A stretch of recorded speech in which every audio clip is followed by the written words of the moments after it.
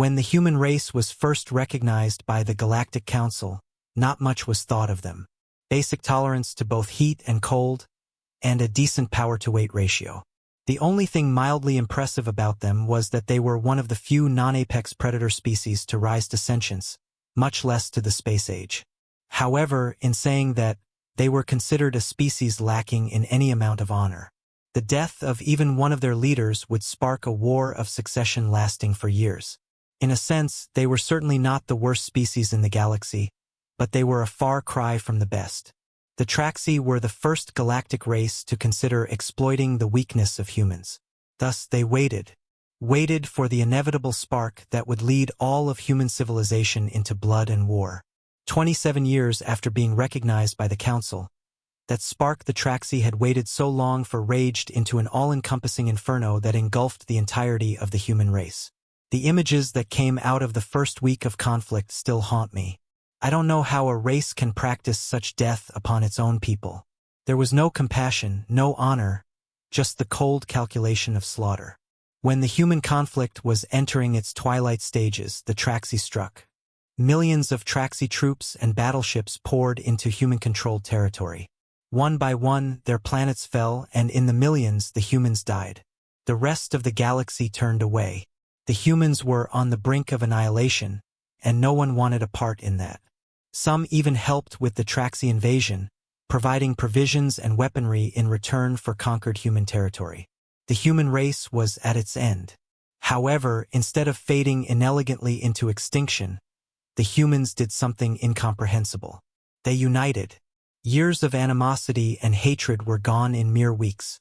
People who not 3 months ago pledged to the slaughter of one another now greeted each other as brothers. The once unstoppable Traxi advance ground to a halt. After conquering almost 73% of human territory in 6 weeks, they now failed to push another light year after 8 months of conflict. The Traxi had done something extremely dangerous. They had given humanity a common enemy. 2 years after the Traxi-human conflict began, the unthinkable started to happen. The Traxi were being pushed back. The Traxi media claimed it to be a strategic move to cause huge human casualties. That may have been true. The humans might have been using enormous amounts of resources to gain back control of their territories. However, once recovered, it was never retaken. As explained to me by a colleague of mine, the humans would, as they say, simply dig in. An insane concept.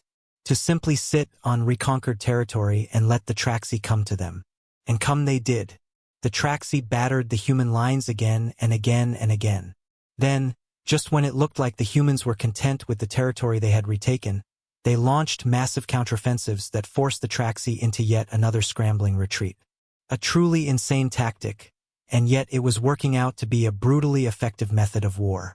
The Traxi would not admit then, and probably never will, that they were losing.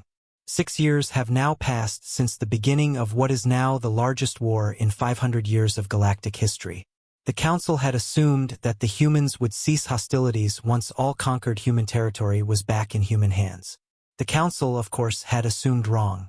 Not only did the humans not stop hostilities once all of their territory was retaken, but for all intents and purposes, it appeared that the humans wanted to erase the threat to their species. No, more than that, the humans wanted blood. They wanted revenge for the human blood on Traxi hands, and nothing would get in their way. In one of the most ridiculous twists of fate, the Traxi were now fighting for their right to exist. The Council, in a state of panic, called for emergency peace talks between the humans and the Traxi. To everyone's surprise, the humans agreed. Thus, the first ceasefire since the outbreak of war was implemented. Traxi, human, and the 9-member council races sat for peace talks. The discussions brokering peace went well. The humans once again surprised everyone. They held themselves well and spoke with reason and understanding to the council races. However, they steadfastly refused to engage with the Traxi. Looking back, it might have been a sign of things to come. However, at the time, I thought it understandable. As I was part of the diplomatic mission, I had hopes that an end to the conflict would be close at hand. That was until the discussion of reimbursement was brought up by the Traxi. As was their right as the conquered party, They demanded equal monetary compensation for any of their lands still held by human forces at the signing of the treaty. The entirety of the human party fell silent as they heard the Traxi ambassador first speak of it. Finally, after some time, one of their members spoke up. "Please tell me this is some kind of joke." To commemorate the start of peace, the member for Chennai spoke up. "Of course not. It is their right to ask that of you, and it is your duty to comply. To not do so is simply—" The member for Chennai paused for a moment. "Incomprehensible."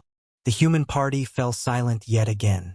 The leader of the human party stood and stated calmly, "You will have our answer within the hour." Without another word, he left the room, followed wordlessly by the entire human party. The council, pleased with the outcome of the talks, all sighed with relief. It appeared that the humans were willing to back off. And so we waited for the humans to respond with an acceptance of peace. To the second on the hour, the council received a human message. It was the human leader. For several seconds, all I could see on the vidscreen was the human as he simply sat staring at us with a peculiar look. Not talking, not moving, simply looking.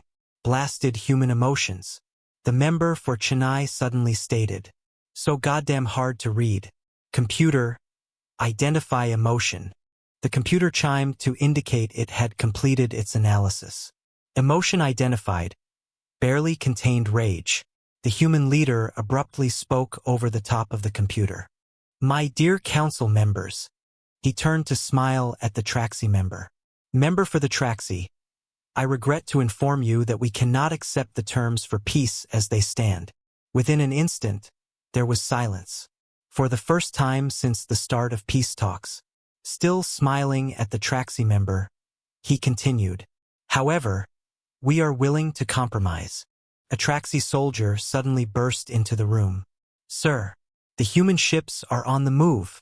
The vidscreen cut into two halves. One showed the human leader. The other showed the Traxi homeworld surrounded by the entire human armada. The Traxi member spluttered and turned to speak with the human leader. "What? How? When did you do this?" The human leader just continued to smile. Then, without warning, the human armada opened fire. Within seconds, thousands of years' worth of Traxi culture was incinerated. Billions of innocents dead before they could comprehend the horror befalling them. One of the greatest empires in the galaxy was simply no more. No one moved. No one spoke. Even the Traxi's grief was soundless. The human leader spoke up again. "As you can see, we have decided to compromise. 16 billion of my fellow humans have died since the outbreak of this conflict." Everyone turned, stunned, to look at the human leader, trying to take in the immense loss of life. "I feel that trading 10 billion innocent Traxi for 16 billion innocent humans is a more than fair compromise." Even I could tell the word compromise was laced with venom and scorn. The human leader continued, "As a race, we are now open to any negotiation of peace." "Are you insane?" roared the member from Chennai. "You have just declared war on the entire Galactic Council. Peace? This is as far from peace as any being can achieve. There will be no peace until your vile race is wiped out from even the memories of my grandchildren." The human leader turned his still smiling face to the member of Chennai. "Good." The human leader no longer attempted to contain the rage pouring from his eyes. "I was hoping you would say that. 14 days have passed since the Traxi-human war ended. There was no peace treaty, no surrender, no ceasefire. One side simply did not have a people anymore. It has been a long 14 days since the Galactic Council declared war on the humans. 4 council races have defected from the council, all of them disgraced at the council's initial inaction and lack of prevention of human loss of life at the opening stages of the Traxi-human war. All 4 of the defecting races voted to stop the Traxi when they first began to show an interest in the humans, all bullied into inaction by the Chennai. It's unthinkable that 4 races have defected from the council. But then again, this is the first time in 570 years that the council is at war. And not since its formation has it been at war with itself. Humans. In 34 years, they have torn down millennia worth of tradition, cooperation, and understanding. Oi, mate. I grinned at my new friend sitting next to me. He was absently picking his nails with a metallic close combat weapon. Not having second thoughts on me, are you? I grinned back. Not on your life, my friend. This will be the first time in nearly 600 years that the Anorak have been to war. I looked to my friend sitting next to me, and my grin broadened. No, no, my friend. On the contrary, it has been much too long. This shall be fun. His grin burst into an all-out laugh. Just stay alive long enough, and I'll show you how to cook the perfect steak. I shook my head at him. Humans. Truly insane.